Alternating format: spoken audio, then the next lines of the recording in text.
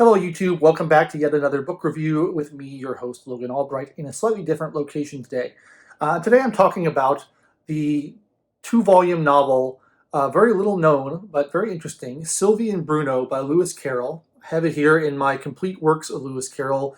This is a Barnes & Noble leather-bound edition that I got many years ago, and read it for Alice in Wonderland and Through the Looking Glass, as you might expect, and then kind of neglected the rest of it. And the second half of it, well, actually, the second half of it is all poetry, but the middle third of it is Sylvie and Bruno, which was published in 1889, the first half of it, and the second half as Sylvie and Bruno concluded in 1893. Very poorly regarded by critics at the time, and continuing to be poorly regarded by critics today. Not nearly as well received as Alice in Wonderland or Through the Looking Glass, but nevertheless a very interesting piece and very characteristic of Carroll, I would say. It has a lot of his style in it, and you can definitely see the similarities between Alice in Wonderland and Through the Looking Glass, but it's also very different in a lot of ways. It's much more, and it's much less coherent as a story. There's only like the thinnest thread of an actual plot.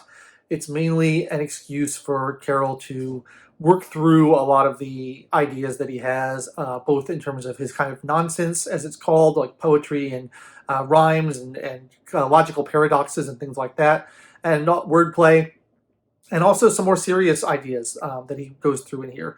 So the story, as it is basically a fairy story. It's got this sort of framing narrative where this narrator, who's unnamed, is going to see his friend, the doctor named Arthur, who is in love with this woman named Muriel, and he's trying to court her with various degrees of success, and he's being helped out by his friend. While this is going on, the friend keeps falling asleep, and when he's asleep, he goes into this dream world that's kind of fairy world, and where these two children, Sylvie and Bruno, who are fairies, live. And they are the children of the warden of what's called Outland. And the warden is kind of the victim of a conspiracy among other members of his court who are trying to overthrow him. And he goes off to become the king of fairyland. And there's these kind of two parallel stories, but there really aren't stories in the traditional sense. They're just sort of excuses for Carroll to talk about the things that Carroll likes to talk about. And he's a very learned, erudite man, which is obvious, and he has a lot of interest. He has a lot of interest in language. There's a lot of wordplay. There's a lot of play with foreign languages in there. There's a lot of poetry. He loves poetry, lots of beautiful poems. According to Wikipedia, the only well-regarded part of this novel is a poem called The Mad Gardener's Song, which seems to me completely nonsensical to me as far as I can tell, but it's quite fun, and that gets played throughout in kind of bits and pieces. And then there's a lot of other kind of more serious talks as well, particularly in the second volume. In the second volume, he kind of merges these two worlds, the fairy world and the real world, and he talks about Sylvie and Bruno kind of come into contact with the other characters that I've talked about, and they get together at a party and they start to have these like deep philosophical discussions about a lot of different topics, and they're actually quite interesting. There's things like how the Sabbath should be observed, theology, the question of free will, the problem of evil. A lot of theological concepts are discussed. There's also kind of questions of etiquette. There's political satire, which is quite sharp. There's a whole kind of critique of the two-party system, which is funny, but also pretty accurate, even, about 130 years later in a different country, because Carroll was obviously writing in England and not in America. But the satire seems pretty sharp. There's a whole discussion of fox hunting or hunting in general and the morality of that. There's a discussion about whether or not you should drink alcohol and what the merits of teetotaling and all that sort of thing. And these are kind of dealt with, sometimes they're dealt with humorously, but sometimes they're dealt with quite seriously. And it's hard to tell where Carroll's voice stops and the voice of his characters begins, because he says in one of the prefaces of the two volumes that these are not necessarily his views. These are just views that he's put into the mouths of his characters that he thinks these characters would hold. And that's pretty interesting.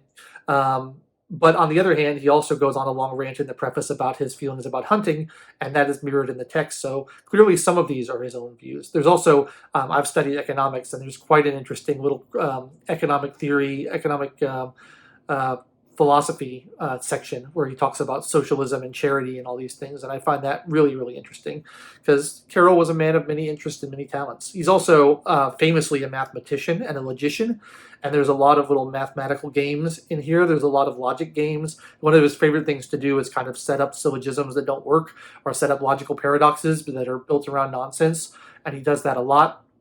But like I said, this is not really hung on a very firm narrative. It feels very scattered. It feels very just disjointed. And part of that is intentional because the narrator is drifting in and out of dreams. And a lot of it operates by dream logic, which if you've ever had a dream, you know doesn't make any sense. And you'll be in one place in 1 second, and then you'll suddenly be in another place, and people will turn into other people, and people can be two different people at once. And this is quite disorienting as a reader when you're first starting to read the book, trying to figure out what's going on, who these people are, what's real, what isn't real. And it's very hard to follow. It gets easier in the second volume, I would say. It's quite a long book. I think in this edition, which has big pages, it's about 450 pages. It's broken into 2 volumes, but in like a small paperback, it'd probably be like 600 or 700 pages long. It's quite a hefty book, but he wrote it kind of in bits and bobs scattered around. It doesn't really hang together. Some of the chapters were written previously for like magazines, and he just kind of wove them in and incorporated them in. So, and those are kind of more traditional fairy tales, and that's what I like. I like those fairy tales. I really am fond of fairy stories, and I like fairy lore. And he kind of goes into that with talking about the nature of his characters and how they operate in the world and the things that they're like and the things they don't like, the things that can allow you to see fairies. That kind of fairy lore is rich throughout here, and especially in some of the earlier chapters that he incorporated. And I really like that and think that's a lot of fun. So as a novel, I cannot pronounce it an unqualified success. It really doesn't hang together very coherently as a story. It's not a great novel, but it has a lot of great Lewis Carroll-isms in it, and it has a lot of fun in it, and it's quite funny at parts, and it's quite biting at parts, and it's quite thought-provoking at parts too, because he does talk about some pretty serious issues with more gravity than you might expect from Lewis Carroll. Parts of it are kind of tedious to read because he insists on writing in a kind of a childish baby talk for one of his characters named Bruno. He speaks in written out dialect for what he imagines a child might talk like. And to me, these always seem very unrealistic. I don't like this kind of baby talk writing. But Lewis Carroll was very fond of children and hung around them a lot and spent a lot of time around them. And indeed, in one of the prefaces, he talks about how a lot of the speeches from the book are lifted verbatim from conversations he's overheard from children. So there is sort of a verisimilitude in that respect. What else to say about Sylvie and Bruno? It is, I believe it was his last novel. He wrote some other works and other works on mathematics and other poetry and things like that, kind of scraps of things. But this was his last novel. Very poorly received by critics. I don't think it sold well. It's never had a good reputation. And it is just too scattered. It's just too many little different pieces that are kind of arbitrarily cobbled together. But like I said, if you like the work of Lewis Carroll and you really think his poetry is great and you think that his nonsense is great and you like his little logical conundrums, you'll probably find a lot to enjoy in Sylvie and Bruno. And it's worth a read, I would say. It's certainly different. It's certainly different than most other books I've read. And while it took me quite a long time to get into it, and I found myself bored a lot of the time and struggling to follow the thread of the plot such as it is, I did find a lot to like, and I found a lot to laugh at, and I found a lot to chuckle at, and I found a lot to think about. So, I have to give it a qualified recommendation. If this is your kind of thing, and you really like this kind of writing, you might enjoy it. If you are not that into it, and you want more of a traditional children's story, you probably shouldn't read it.